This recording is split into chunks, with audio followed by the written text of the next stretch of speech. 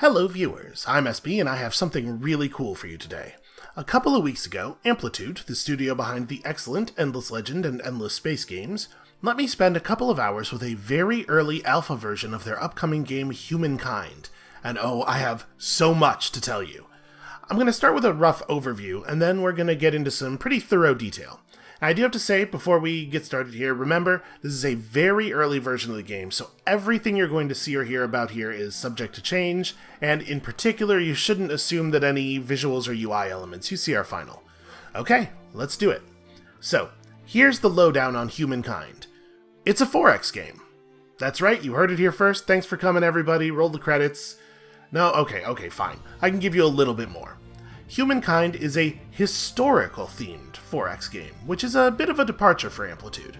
Now, I'm gonna admit, I experienced some trepidation about this. I really love the Endless universe, and I am much less interested in history stuff. And of course, any historical 4X is gonna run the risk of colliding a little bit too much with the Civilization games. But, having played it now, I think Amplitude is doing some pretty interesting things here.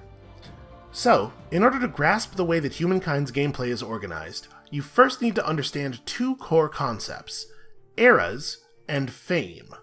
For right now, what you need to know about fame is that it's your score, and it's quite a bit more important in Humankind than score usually is in 4X games. And we'll come back to that with more detail in a minute. But first we need to talk about eras. Over the course of a game, your faction will progress through 6 eras. Each new era will unlock more powerful military units and buildings and faction powers and scoring opportunities, so it's important to advance. And the way you do that is by acquiring era stars. You can see here, there are 7 different ways to earn stars, and each one of those ways can earn you up to 3 of them over the course of the era. For example, you can earn 3 era stars via population growth. One when your faction hits 6 total population, another when you have 12, and the third one when you hit 18. Each star earned gains you some fame, and once you have 7 stars, you can choose to move on to the next era. I like that this system gives you a lot of latitude in the strategies that you can use to advance, while simultaneously requiring you to be competent in more than one area. Like, for example, if you try to just pump science like crazy, to the exclusion of almost everything else, which is a perfectly viable tactic in some 4X games, you'll get your 3 tech research stars quickly, but then you'll run out of current era research to do, and you'll find yourself unable to keep advancing until you get 4 more stars for doing some other things. Now, when you press the button to move to the next era, you'll encounter one of Humankind's big twists.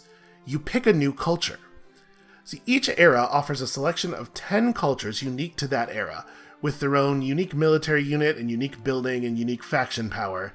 You lose the ability to build the unique things of your old culture, but you keep your old culture's passive ability, along with any of the unique things that you've already built. And, of course, the unique things of your new culture are more powerful anyway. So, over the course of a full game, you'll make this choice 6 times, cobbling together a faction made out of the strengths of 6 different cultures. That's, I think, a really interesting way to approach the construction of a faction in a 4X game, and it also leads to 1 million different combinations of traits, with a significant ability to tweak and change your strategy over the course of the game in response to what your opponents are doing. So that's how your faction advances, but advances toward what, exactly? See, this is where fame comes in, and this, I think, is the biggest twist on the formula. Are you ready for something wild? Humankind only has 1 win condition. Now, I felt some of you tense up just now, but stick with me for a moment here.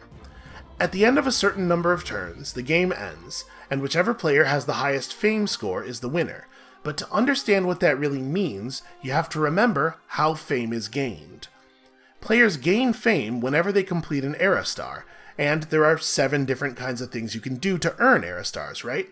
So you only need 1/3 of each era's stars to move on to the next era.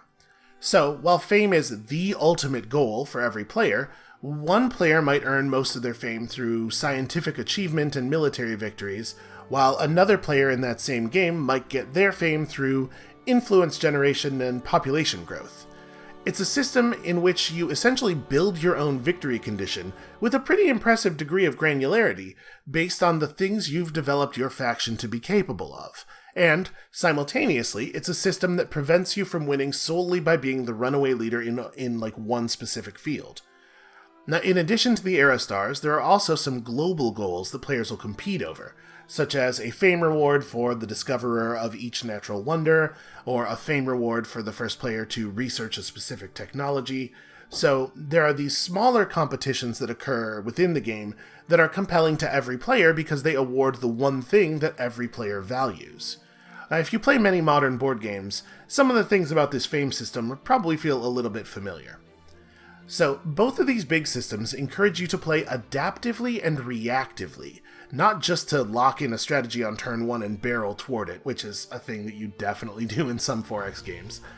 And they allow you a tremendous amount of customization in exactly how you're going to try to win. Now that's sort of the rough overview of what's different about Humankind. Now from here we're going to get into some more detail, and I apologize in advance, this is going to get a little bit scattered, because there's a lot of interesting mechanical things that I saw that I want to share with you all. I'm just going to shoot through and expand on some topics real quickly here, and remember, again, all of this stuff is subject to change. So, first of all, some more detailed notes on cultures, stars, and fame. Each culture has an affinity. This basically means they're aligned with one of the 7 types of star for their era, and they receive 50% bonus fame for achieving the stars of that type. So, for example, I played as the Harappans in the first era, and they're an agrarian culture, so in addition to the fact that their bonuses are largely food-themed, they also got 50% extra fame from the population growth stars. Now, on top of that scoring bonus, each affinity gives you access to a unique mechanic. In the case of the agrarian culture that I played, this was a bar that filled up with the excess food from my cities each turn, and once that bar was completely full, I could either press a button to produce bonus population in each region, or press a different button to lure population out of neighboring opposing cities into my own. The militarist Mycenaeans got bonus fame from the stars that you earn for killing opposing units in battle, and had the ability to summon instant military units near their cities. The building-focused Egyptians got bonus fame from the stars earned by constructing new districts, and had the ability to turn all of a city's money, science, and surplus food output into industry for a few turns, and so on. These abilities are going to give your faction a pretty different feel from era to era as you switch affinities, and they help to guide you toward particular stars. And it's important to play into your faction's abilities and earn those good stars quickly, because unearned stars lose value every turn that you're in their era. For example, in the demo that we played, on the first turn of the first real era, most stars were worth 100 fame, while our affinity-linked stars were worth 150. You can see here, this is turn 27, normal stars are already down to 60 fame each. So, you're already motivated to move up to the next era quickly by the fact that moving up gets you access to more powerful abilities and more powerful toys, but this adds an additional motivation because hanging out too long in one era can see you earning fewer and fewer points for putting in the same amount of effort each turn. And at the same time, there's a finite number of possible fame points available in a game because there are only so many stars that can be earned. So skipping too many stars will limit your maximum score. So I think there's a really interesting tension there. You know, if you hit 7 stars and you're close to an 8th and a 9th, it's probably worth sticking around in that earlier era for a minute. But you have to be afraid of setting your development back too much. In addition, like I said earlier, when you move to a new culture, you can no longer build the old culture's unique buildings, so it might be worth sticking around in an era for a while so that you can get more of your unique buildings built before moving up. But you also have to be afraid of losing the culture you were aiming for, because cultures are exclusive. Each culture can only be picked by one player each game. So if you spend too long racking up score in the first era, someone else might snipe that second era culture that you were aiming for. Again, I think that all contributes to some really interesting tensions around the correct time to move into the next era. Speaking of eras, there are actually 7 eras in each game of Humankind. The later 6 eras function the way I've been describing so far, but each game starts in a sort of Era 0, the Neolithic. During the Neolithic Era, you have no culture and no city, just a small number of scouting units. In order to start your culture and found a city, you have to earn 1 era star, which can be gained by scavenging enough resources from the world map, by hunting and exploring points of interest, searching ruins. I really like this system because it means you'll have some map knowledge before you put down that first city. In many 4X games, the accelerating feedback loop of resource generation means you really need to put down your first city on like the first or second turn, so you often know very little about your surrounding terrain, and you can have a hard time making an informed positioning decision. But the way the Neolithic Era plays out in Humankind means you'll very rarely go into that first settle so blind. Now, they've done something really interesting with food in Humankind. In a lot of 4X games, food ends up being like the be-all, end-all resource that you always have to maximize because of the way population feeds into the resource feedback loop. So what Amplitude has done here is couple food to population growth in a non-linear way. So, for example, if you have at least 10 surplus food, that's 10 food above what it takes to sustain your current population, then it takes, let's say, 8 turns to have a new population point born. Let's call that the normal growth rate. And if your surplus food value is anywhere between 10 and 50, you get normal growth. Above 50, you get super growth, let's say a population point every 4 turns. And below 10, you get no growth at all, you're just maintaining. This stepwise growth function really changes the way you engage with food. If the best you can do is generate 29 surplus food, then you can safely shift 19 food worth of population to other tasks without losing anything. But you're still looking for opportunities that might make it so you could push up to 50. Now, it's going to end up being a little fiddly to manually take optimal advantage of this each turn, but it means that the best growth strategy is going to be more complex and interesting than just plow all your resources into food at all times, especially with the way that resources are produced in this game. If you've played Amplitude's other 4X games, you'll be familiar with the way that population generates resources in Humankind. Each point of population is assigned to a particular resource and pumps out some of that every turn. Now, unlike Amplitude's previous games, though, Humankind gives each resource in each city a population cap. When a new city is settled, only a couple of citizens can work each resource. This prevents you from just slamming everyone onto food or industry and immediately supercharging the thing that you intend to use the city for. If you want to expand the cap, you have to build specific buildings in your city center, so specializing a city requires a little more effort. In particular, this is nice, I think, because it raises the value of money, which is often the weakest of the core resources, because being able to buy out construction in a new city is really the only way to specialize its population quickly. Now, resources are gathered from tiles a little differently in Humankind as well. Much like in Endless Legend, you build new districts to expand the number of tiles your city extracts resources from, but unlike Endless Legend, most of Humankind's districts will only extract a single type of resource from its surrounding tiles. Like, a research quarter will only enable your city to retrieve the science from the tiles surrounding it, while a market quarter will enable the extraction of money. This means that most tiles won't contribute their full value unless they're adjacent to multiple types of districts. In addition, some districts produce additional resources when built next to different district types. So large cities will end up with a lot of districts, and these factors mean that a thoughtfully designed pattern of districts will yield a big increase in total resources. Also, they told us during the demo that basic districts will automatically change in appearance as you move up in eras, but culture-specific districts will retain their original appearance, meaning that older cities will be a visible patchwork of your past cultures. That's not a mechanical thing, I just think it's really neat. If you've played Amplitude's previous games, you might be wondering, does Humankind have heroes? And the answer is no, not really. But there is a greatly simplified version of the idea in the administrators and generals. Your faction just has a stock of fungible administrators and generals who can be assigned to cities or armies respectively. Armies without a general cost extra upkeep, and cities without a governor suffer some penalties and can't build units, but overall this idea is very de-emphasized relative to the Endless games.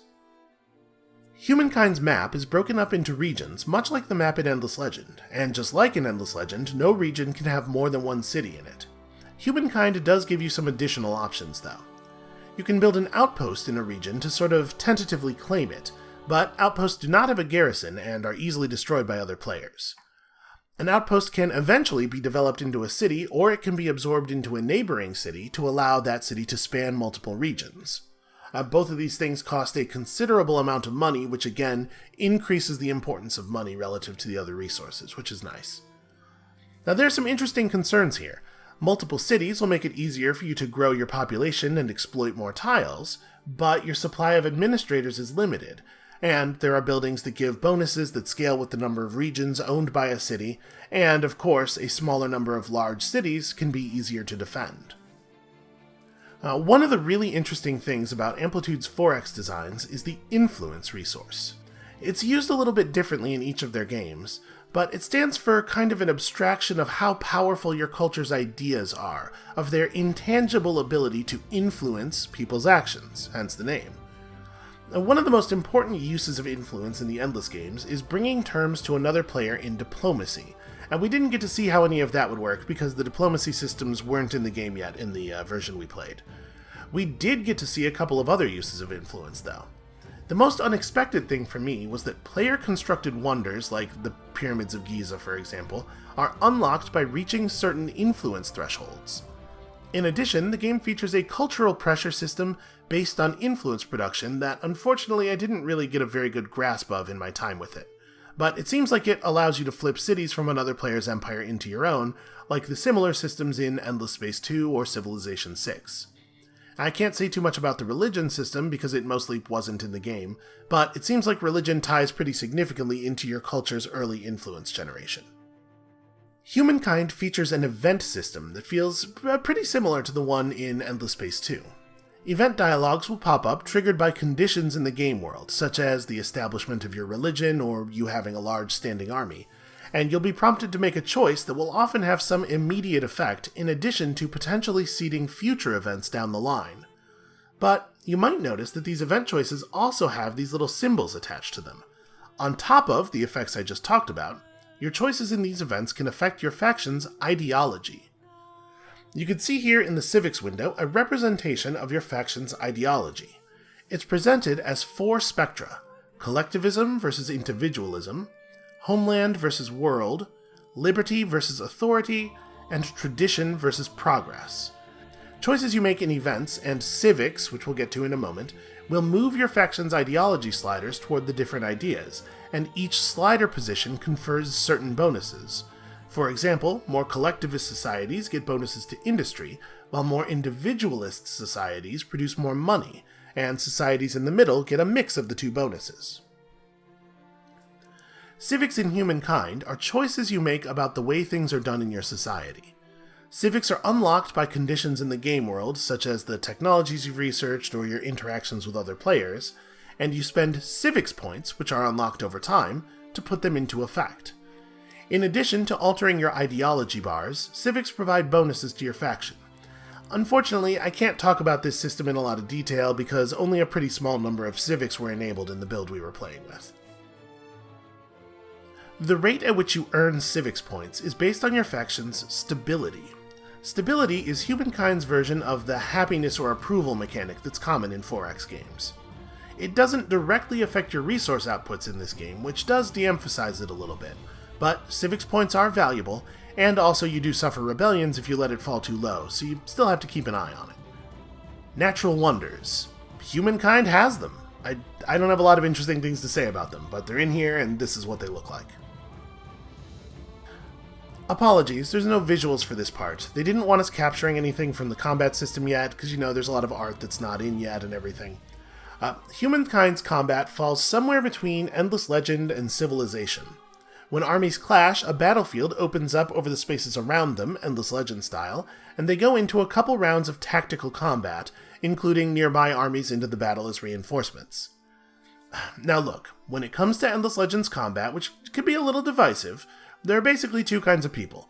Those who think it's the best combat in any 4X game ever, and those who are 100% wrong. Unfortunately, combat here is greatly simplified relative to Endless Legend.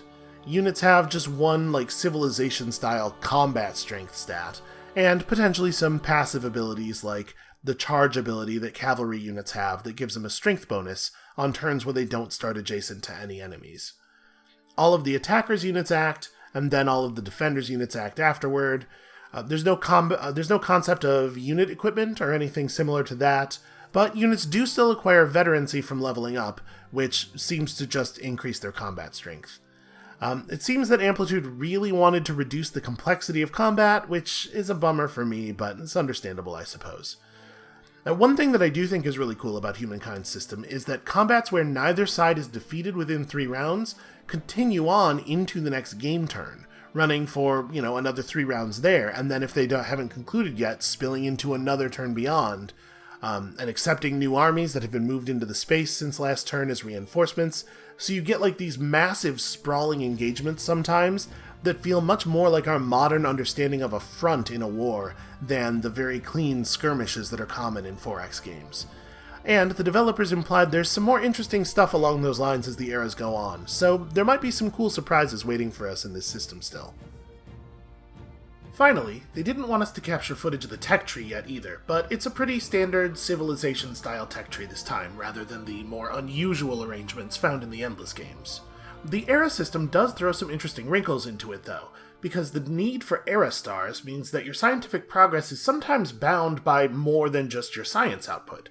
And, in fact, you can totally research all of the things in an era before you get your stars, and end up just wasting all the science that you produce after that if you over-specialize. And that, I think, is finally all that I have to say about Humankind. This game is doing some really interesting stuff with its core systems, and I'm very much looking forward to getting to see how a game unfolds through multiple eras, which hopefully is a thing we won't have to wait too long for. Thank you all so much for watching, and we'll see you next time.